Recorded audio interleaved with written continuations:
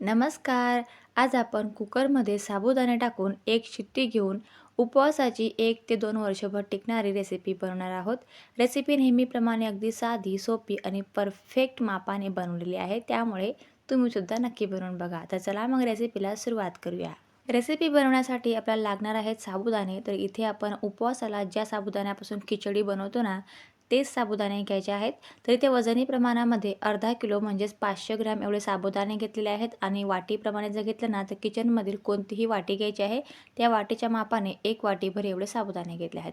आता हे साबुदाणे 2 वेळा पाण्याने स्वच्छ धुवून घ्यायचे आहे. साबुदाण्यामधील पाणी पूर्ण काढून घ्यायचं आहे, निथळून घ्यायचं आहे आणि त्यामध्ये परत पाणी टाकायचं आहे. पाणी अगदी साबुदाण्यावरती अर्धा इंचभर राहील एवढं पाणी घ्यायचं आहे आणि रात्रभर भिजवण्यासाठी झाकण लावून ठेवायचं आहे. साबुदाणे भिजवताना गरम पाण्याचा वापर करायचा नाही.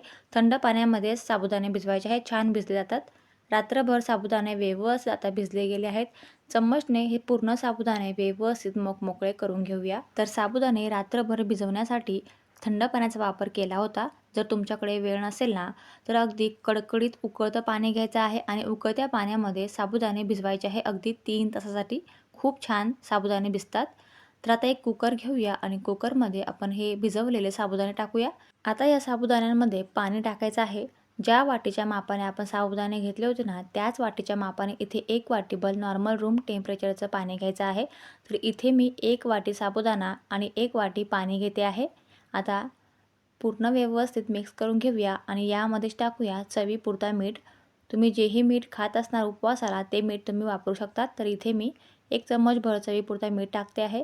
परत एकदा सगळं मीठ या मिश्रणामध्ये व्यवस्थित मिक्स करायचं आहे आणि झाकण लावून गॅसवर अगदी एकच शिट्टी घ्यायची आहे. जास्त शिट्टी होऊ देऊ नका. फक्त एक शिट्टी झाली की लगेच गॅस बंद करायचा आहे.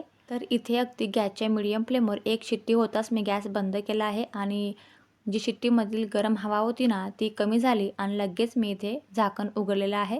आता तुम्ही बघू शकतात मिश्रण अजिबात तळाला चिटकलेलं नाही. साबुदाणा हा चिकट असतो त्यामुळे कुकरच्या तळाला चिटकण्याची शक्यता असते. त्यामुळे जास्त शिट्टी घेऊ नका. अगदी एका शिट्टीमध्ये हे मिश्रण छान शिजतं. तर आता थोडंसं थंड होऊ देऊया.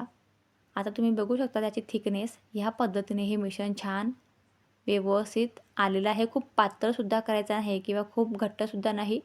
तर इथे सगळं मिश्रण व्यवस्थित 10 मिनिटापर्यंत मी इथे थंड करून घेतलं आहे. खूप जास्त थंडसुद्धा करू नका.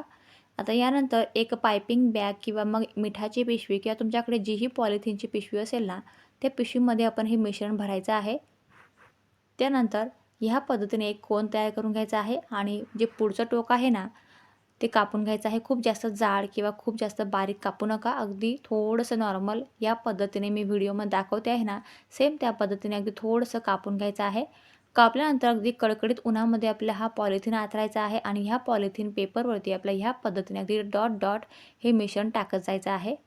ह्या पद्धतीने अगदी साधी सोपी पद्धत आहे, परंतु 1 ते 2 वर्षभर टिकणारी ही रेसिपी आहे आणि खायला अतिशय चविष्ट आहे.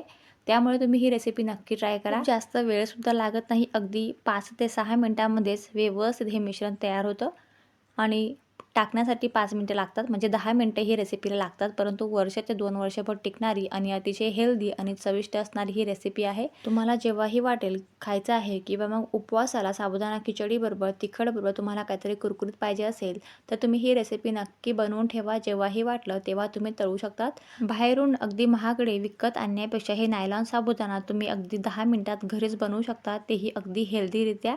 त्यामुळे तुम्ही ह्या उन्हाळ्यामध्ये ही रेसिपी नक्की ट्राय करा. तर इथे मी 2 दिवस अगदी कडकडीत उन्हामध्ये नायलॉन साबुदाणा छान सुकवून घेतला आहे आणि तयारसुद्धा झाला आहे. तर तुम्ही बघू शकता अगदी पांढरा शुभ्र आपला नायलॉन साबुदाणा अगदी 10 मिनिटात तयार झाला आहे. फक्त सुकवण्यासाठी मात्र 2 दिवस लागतात. तर आता हा नायलॉन साबुदाणा आपण तळूनसुद्धा बघूया.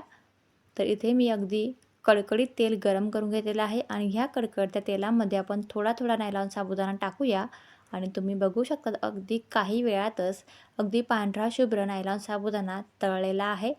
अतिशय दुप्पट ते तिप्पट फुललेला सुद्धा आहे. मस्त आतपर्यंत व्यवस्थित तळला गेला आहे आणि मस्त असा कुरकुरीत तयार झाला आहे. तुम्ही या नायलॉन साबुदाण्यापासून चिवडासुद्धा तयार करून स्टोअर करून ठेवू शकतात. अजिबात 8 ते 15 दिवस खराब होत नाही आणि हा कच्चा नायलॉन साबुदाणा तुम्ही स्टोअर करून वर्ष ते 2 वर्षभर ठेवू शकतात. अजिबात खराब होत नाही.